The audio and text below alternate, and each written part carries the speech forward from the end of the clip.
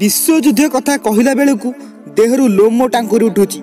एपरी लगुच जेपरिक पाद तलू धीरे धीरे माटी खसी जाउची। कहीं यही युद्धटी एते भयंकर जे जार कौनसी भी सीमा नहीं।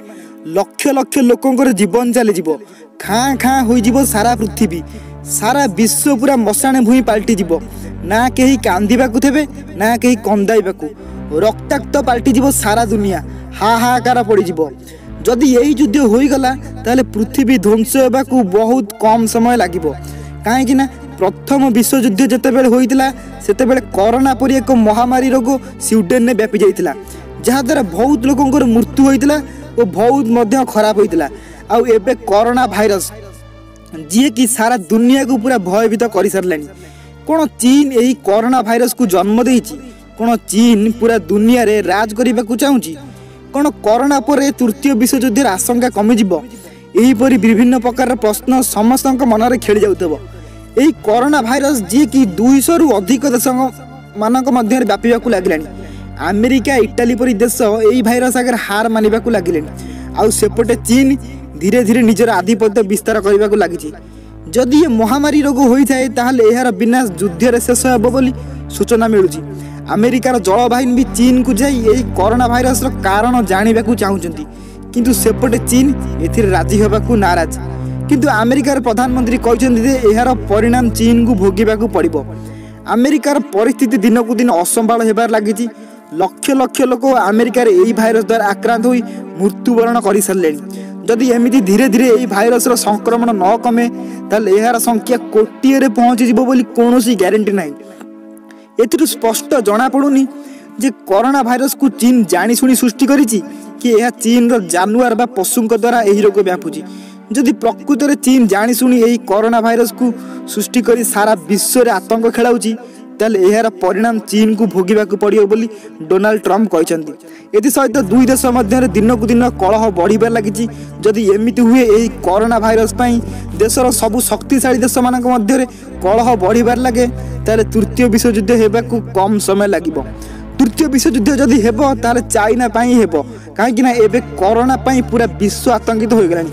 सबु देशर लोक संख्या धीरे धीरे कमिबार लागिलानी, जहाँकि समस्त बहुत बड़ समस्या हो गलानी। सबु देशर पैसा मध्य धीरे धीरे कमिबार लागिछि। दिन को दिन सबु देशर लोकंक मध्य चिंता बढ़िबार लागिछि। जदि कौनसी भी कारण विश्वयुद्ध हो गला ताहले पृथ्वी बहुत किछि नष्ट हो जिवो। बहुत माने बहुत किछि नष्ट हो जिवो।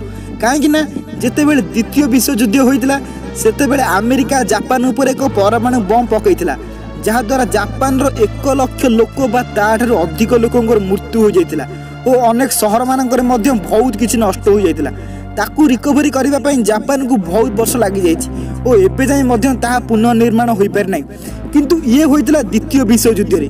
किंतु आजिर समय रे देखिबाकू गले एबे सबु देशक पाखे परमाणु बम अछि और ताठारु आहुरी अनेक अधिक शक्तिशाली बम मध्य सबु देशक पाखे अछि।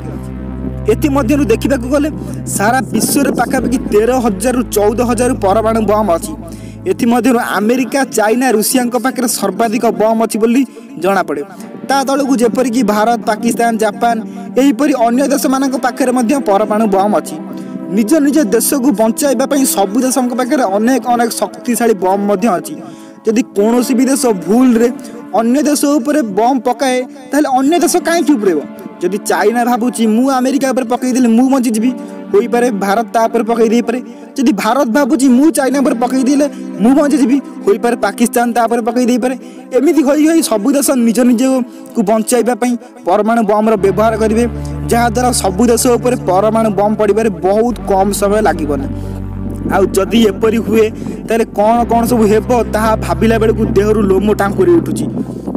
किंतु आजिर समय रे देखिबाकू गले आग अपेक्षा सबु देशक पाखे युद्धर अस्त्र शस्त्र मिलिटारी सैन्य बाहिनी धीरे दिन को दिन बढ़िबार लागिछि। आ कंप्यूटर पर टेक्नोलोजी आसीबा दिनटू युद्ध हेबार शैली मध्य आहुरी मारात्मक हो जाउछि। आग अपेक्षा सबु देशक पाखे नुआ नुआ टेक्नोलोजी दिन को दिन बढ़िबार लागिछि। निज निज देश को बंचाइबा पई सबु देशक पाखे अस्त्र शस्त्र भंडार रहिछि। धीरे धीरे लोकंकर इंटरनेट आसीबा दिनटू लोकंकर स्किल मध्य बढ़ी जाइछि। आग अपेक्षा नुआ नुआ अस्त्र शस्त्र मध्य सबु देशक पाखे डेभलप हेबार लागिछि। आउ जदि विश्वयुद्ध होइगला ताहले पृथ्वी बहुत किछि नष्ट होइजिवो।